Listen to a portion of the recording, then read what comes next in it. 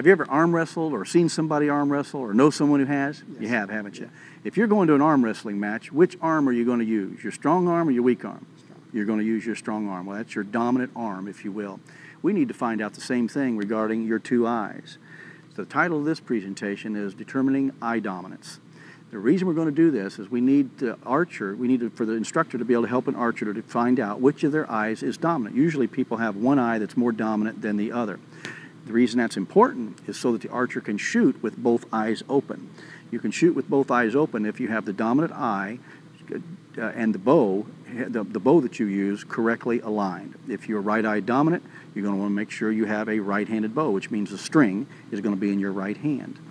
The reason that's so important is most archers shoot better if they shoot with both eyes open. And you can shoot with both eyes open if you're shooting with the dominant eye. There are at least 3 advantages of shooting with both eyes open. You'll have better depth perception. You'll have better peripheral vision. Imagine if I had that left eye shut, I can't see what's going on over here. And some archers have better balance when both of their eyes are open. So I'm going to show you 3 techniques to help an archer learn and help you learn which of the eyes is most dominant. All right? Okay, let's step back here behind the waiting line. And we're going to square our bodies so that we're squared towards that C that you see up there on the wall. And I want you to raise one hand, it doesn't matter which one, as long as you're squared towards it, one hand with your index finger pointing at that C. Now I want you to first close the right eye. And did the C or the finger appear to move or not? No. It did not. It stayed there. Okay. Now open both eyes again. Go ahead and lower your arm. Raise your arm again. Both eyes open. Now close your left eye. Did the finger or the C appear to move? Yes. That means you're left eye dominant. By the way, when you're teaching this to the students, it's good for the instructor to be doing this with them so that you keep the rules straight. When I shut my right or left eye, I know what it's doing, and that helps keeps the lesson accurate. All right, now we're going to show you 2 more techniques to confirm whether or not a person is left or right eye dominant. And these are ways that you'll be able to actually see it rather than having to read what's in the student's mind. All right, now let's spread out here, 8 to 10 feet apart. You're far enough apart so this tool will work. Now I want you to point with both eyes open, squared to me, raise one arm, whichever one you want, and point at my nose. I can see your dominant eye over the index finger. I see your left eye. That confirms what we found with point and wink. Now let me show you what you're seeing. Which of my eyes do you see over that finger? Your left. You see my left eye because I'm left eye dominant. Left eye is over that finger. Okay, the third and last method we're going to show you is called the Aperture Method.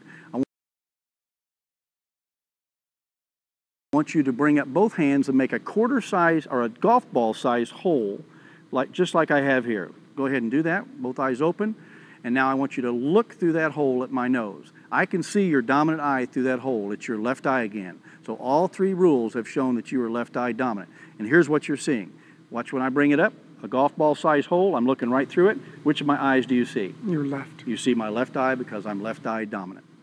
All right, that's all there is to the 3 ways of determining a student's eye dominance. Once in a while, one of those 3 ways, a student may see the right eye move, for example, when they point and wink, so they may think they're right eye dominant. You'll do the other 2 methods and they'll be clearly left eye. In a case like that, you'll probably go with the one that's 2 out of 3. You'll have them shoot a bow that matches that side, and as long as they're shooting okay and they're maintaining their form, you've just determined the dominant eye. If they're missing to the target to the left or the right, you may switch bows and try the other eye to see which one is the more dominant when they're shooting. But most of the time it's clear. 3 ways, the same eye all 3 times. Now we have one more concept we need to talk about, and that's codominance. I want you to now, I'm going to point at your nose with my hand, and I'm going to try to look right over the middle of my finger. You see my nose now, don't you? All right? That's because I'm doing something that causes me to be codominant. Very few people are codominant, where both eyes are equally looking at the target, for example. But when you see it lined up right over the nose, they may be codominant. Same thing with aperture. When they look through there, it's hard for me to make myself do it, but if you see my nose, I'm codominant. What do you say to someone who's codominant? You can tell them that you can shoot a bow either right-handed or left-handed. By the way, if you're right-eye dominant, which most people are, that means the string is going to be in their right hand. The bow is going to be in their left. This is a right-handed archer. The string matches the dominant eye. This is a left-handed archer. The string is on the left side of the face. If someone's codominant, they can shoot a left or right-handed bow, whichever one they're most comfortable with. as long as they can shoot with both eyes open. If they're shooting with both eyes open and their aiming process is working out well, they're not missing to the left or the right, then they can shoot a bow that way. A codominant person is often going to find out they're going to miss left or right no matter which bow they shoot when they shoot with both eyes open. That person may have to, for example, if I shoot right-handed, this way, right-handed, this way, I have to wink the left eye. I have to fuzz it up a little bit, wink it, sort of partially close it to make my right eye do the aiming. Once in a while, an archer will close the dominant eye. If I want to shoot right-handed and close the left eye because that's the only way I can shoot accurately, we're not saying that that's wrong, but we do want people to try to shoot with their dominant eye and both eyes open when they shoot. Any questions?